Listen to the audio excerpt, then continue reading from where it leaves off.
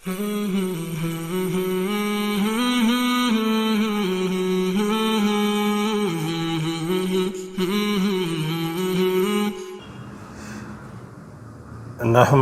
نصلی علی رسولہ الکریم اما بعد فاعوذ باللہ من الشیطان الرجیم بسم اللہ الرحمن الرحیم۔ محترم ناظرین، السلام علیکم ورحمۃ اللہ وبرکاتہ۔ ہمارے آقا صلی اللہ علیہ وآلہ وسلم کا فرمان ہے کہ سلام کو عام کرو اور لوگوں کو کھانا کھلاؤ، یہ بہترین عمل ہے۔ یعنی سلام سب کو کرو، چاہے کوئی جاننے والا ہو یا نہ جاننے والا ہو، سب کو سلام کرو اور لوگوں کو کھانا کھلاؤ، کہ یہ بہترین عمل ہے۔ اور ارشاد باری تعالی ہے سورہ دہر میں، اللہ تعالیٰ کا فرمان ہے سورہ دہر میں، وَيُطْعِمُونَ الطَّعَامَ عَلَىٰ حُبِّهِ مِسْكِينًا وَيَتِيمًا وَأَسِيرًا انما نطعمکم لوجہ اللہ لا نرید منکم جزاء ولا شکورا، جس کا ترجمہ ہے، اور باوجود یہ کہ خود ان کو طعام کی خواہش ہو اور حاجت مندوں، فقیروں، یتیموں اور قیدیوں کو کھانا کھلاتے ہیں اور کہتے ہیں خالص خدا کے لیے کھلاتے ہیں، نہ تم سے عوض کے خواستگار ہیں اور نہ۔ الحمدللہ نحمدہ نصلی علی رسولہ الکریم اما بعد فاعوذ باللہ من الشیطان الرجیم بسم اللہ الرحمن الرحیم۔ محترم ناظرین، السلام علیکم ورحمۃ اللہ وبرکاتہ۔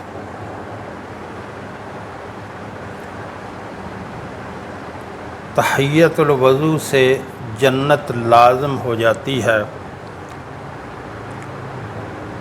سیدنا ابو ہریرہ رضی اللہ تعالیٰ عنہ بیان کرتے ہیں، رسول اللہ صلی اللہ علیہ وسلم نے نماز فجر کے وقت سیدنا بلال رضی اللہ تعالیٰ عنہ سے فرمایا، اے بلال، میرے سامنے اپنا وہ عمل بیان کرو جو تم نے اسلام میں کیا اور جس سے تجھے ثواب کی بہت زیادہ امید ہے، کیونکہ میں نے جنت میں تمہارے جوتوں کی آواز سنی ہے۔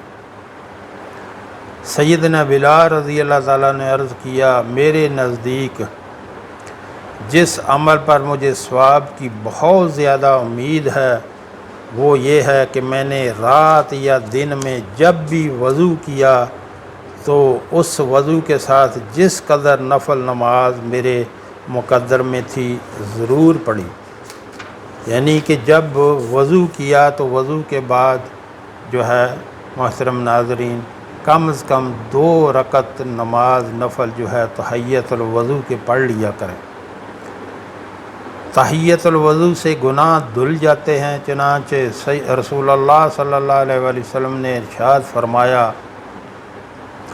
جس نے میرے اس طریقے پر وضو کیا پھر 2 رکعت پڑھیں اس طرح کہ ان میں اپنے نفس سے کوئی بات نہ کی، تو اس کے سابقہ گناہ معاف کر دیے جاتے ہیں۔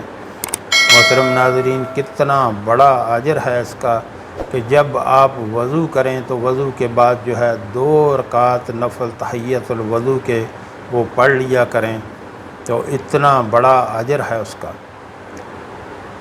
وضو کے دیگر مسائل میں سے جب وضو کریں تو ہاتھوں اور پاؤں کی انگلیوں کا ہلال کریں۔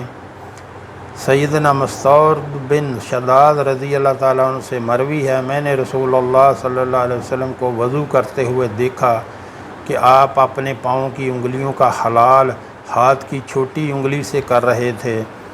علامہ شوکانی رحمۃ اللہ علیہ فرماتے ہیں، ہاتھوں اور پاؤں کی انگلیوں کا ہلال واجب ہے۔ امیر سنانی، علامہ مبارک پوری اور علامہ البانی رحمۃ اللہ علیہ کا بھی یہی موقف ہے۔ سیدنا عبداللہ بن عمر رضی اللہ تعالیٰ عنہ فرماتے ہیں، اگر زخم پر پٹی بندھی ہو تو وضو کرتے وقت پٹی پر مسح کر لے اور ارد گرد کو دھو لیں۔ وضو کرتے ہوئے ہر عضو میں پہلے دائیں طرف پر پھر بائیں طرف دھوئیں۔ ایک چلو میں پانی لیں، آدھے سے کلی کریں اور آدھا ناک میں ڈال لیں۔ منہ اور ناک کے لیے علیحدہ علیحدہ پانی لینا بھی جائز ہے، علیحدہ علیحدہ پانی لینا افضل ہے۔ یہ محترم ناظرین، اس وقت جب اتنا پانی نہیں ہوتا تھا، وہ تب جو ہے پانی کو بہت سنبھال کے جو ہے وہ استعمال کیا جاتا تھا۔ ایک چلو پانی لے کر ٹھوڑی کے نیچے سے داخل کریں، داڑھی کا حلال کریں۔ سیدنا انس بن مالک رضی اللہ تعالیٰ عنہ سے مروی ہے، بے شک رسول اللہ صلی اللہ علیہ وسلم جب وضو کرتے تو ایک چلو پانی لے کر اس کو اپنی ٹھوڑی کے نیچے داخل کرتے اور اس کے ساتھ اپنی داڑھی کا حلال کرتے اور فرماتے میرے رب عز و جل نے مجھے اس طرح حکم دیا ہے۔ وضو میں گردن کا علیحدہ الٹا ہاتھ کر کے مسح کرنا جائز نہیں، کیونکہ اس کے متعلق کوئی صحیح اور فروع روایت نہیں ہے۔ اس کے متعلق جو روایت پیش کی جاتی ہے وہ موضوع ہے۔ چنانچہ علامہ ابن القیم رحمۃ اللہ علیہ فرماتے ہیں گردن کے مسح کے بارے میں قطعاً کوئی حدیث نہیں ہے۔ علامہ نووی رحمۃ اللہ علیہ فرماتے ہیں گردن کے مسح والی روایت موضوع اور من گھڑت ہے، نبی کریم صلی اللہ علیہ وسلم کا کلام نہیں۔ تو محترم ناظرین، یہاں آپ سے ایک گزارش کرنا چاہوں گا۔ ہمارے ہاں دن کے ٹائم میں ایک دسترخوان چلایا جاتا ہے جو کہ فری آف کاسٹ بلا معاوضہ اس میں کوئی بھی کھانا کھا سکتا ہے۔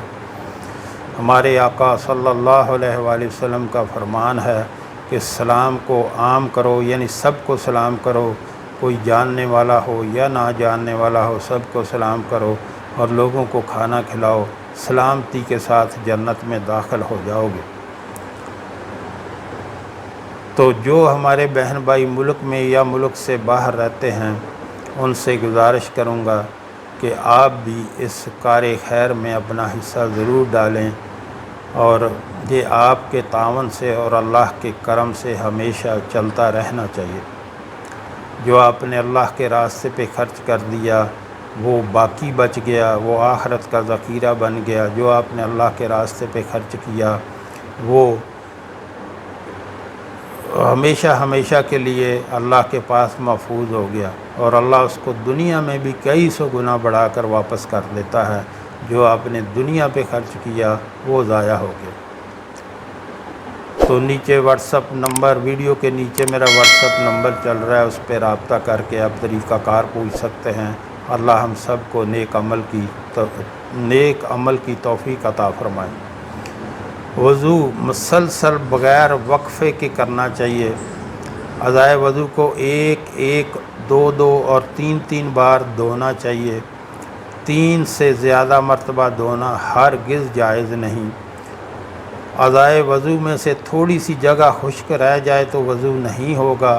سیدنا عمر بن خطاب رضی اللہ تعالیٰ عنہ فرماتے ہیں رسول اللہ صلی اللہ علیہ وسلم نے ایک آدمی کو دیکھا، اس نے وضو کیا تو پاؤں پر ناخن کے برابر جگہ خشک رہ گئی، تو آپ صلی اللہ علیہ وآلہ وسلم نے اسے وضو اور نماز لوٹانے کا حکم دیا۔ اعضائے وضو میں کسی جگہ کا خشک رہ جانا باعث عذاب ہے۔ رسول اللہ صلی اللہ علیہ وآلہ وسلم نے کچھ لوگوں کی ایڑیاں خشک دیکھیں تو فرمایا خشک ایڑیوں کے لیے آگ کا عذاب ہے۔ پگڑی اور پٹی پر مسح کرنا، سر پر پگڑی باندھی ہو تو اس پر مسح کر لیں، اس حالت میں مسح پیشانی سے شروع کریں۔ حدیث پاک میں ہے نبی کریم صلی اللہ علیہ وآلہ وسلم نے وضو کیا تو اپنی پیشانی اور پگڑی پر مسح کیا۔ سیدنا عبداللہ بن عمر رضی اللہ تعالیٰ عنہ بیان کرتے ہیں اگر زخم پر پٹی بندھی ہو تو دوران وضو پٹی پر مسح کر لیں اور اس کے ارد گرد کو دھو لیں۔ تو محترم ناظرین، وضو جو ہے وضو ہمیشہ اچھے طریقے سے کرنا چاہیے، یعنی جب وضو کرنے کے لیے بیٹھیں پے در پہ وضو کرنا چاہیے۔ یہ نہیں کہ آپ اتنے سست طریقے سے وضو کریں کہ جو پہلے جو چیز دھوئی تھی وہ خشک ہو گئی اور دوسرا جو ہے وہ اس کو آپ وہ کر رہے ہیں۔ اس لیے پے در پہ وضو کرنا چاہیے اور بہت زیادہ پانی کا ضیاع بھی نہیں کرنا چاہیے کہ بندہ 2-3 بار تو ٹھیک ہے، بار بار دھوتا رہے، یہ پانی کا ضیاع ہے۔ تو بار بار دھونا جو ہے وہ زیادہ بار دھونا ٹھیک نہیں ہے کہ بندہ جو ہے وہ لگا ہی رہے، یہ وہم لگا رہے کہ میں پتہ نہیں دھویا ہے یا نہیں دھویا۔ جب وضو کرنے کے لیے بیٹھیں تو پورا دھیان جو ہے آپ کا وضو میں ہونا چاہیے، اور بغیر رکے بغیر وقفے کے جو ہے وہ وضو کریں۔ اور جب وضو کر چکے ہیں تو وضو کرنے کے بعد اشہد ان لا الہ الا اللہ وحدہ لا شریک لہ واشہد ان محمدًا عبدہ ورسولہ پڑھیں۔ اس کے بعد اللہم اجعلنی من التوابین واجعلنی من المتاخرین پڑھیں، یہ دعائیں پڑھیں۔ اور اس کے بعد جو ہے وضو کرنے کے بعد جو ہے 2 رکعت نفل نماز جو ہے تحیۃ الوضو وہ پڑھیں، اس کا بہت زیادہ ثواب ہے۔ اور اس کے بعد محترم ناظرین، جب آپ مسجد میں جائیں، مسجد میں داخل ہوں، تو جب مسجد میں داخل ہو جائیں تو جماعت کا ابھی ٹائم باقی ہو تو 2 رکعت جو ہے وہ آپ نفل وہ تحیۃ المسجد کے پڑھ لیں۔ اور تحیۃ المسجد کے جو 2 نفل ہیں ان کی بہت زیادہ فضیلت ہے۔ جب مسجد میں داخل ہوں تو جاتے ہی اگر دیکھیں کہ ٹائم ہے ابھی جماعت میں تو 2 رکعت نماز تحیۃ المسجد جو ہے وہ پڑھ لیں۔ اور آپ جب تک مسجد میں رہیں گے، جب تک آپ مسجد میں نماز پڑھتے رہیں گے یا اس کے بعد بھی بیٹھے رہیں گے، جب تک جو ہے آپ مسجد میں رہیں گے تو آپ کو وہ اعتکاف کا ثواب ملتا رہے گا۔ اتنی بڑی فضیلت ہے 2 رکعت نفل تحیۃ المسجد پڑھنے کے، اور اس کا اہتمام کیا کریں اور وضو کو اچھی طریقے سے کیا کریں۔ محترم ناظرین، جو ہم نے پڑھا، جو ہم نے سنا، اللہ ہمیں اس پر عمل کی توفیق عطا فرمائے۔ وآخر دعوانا الحمدللہ رب العالمین۔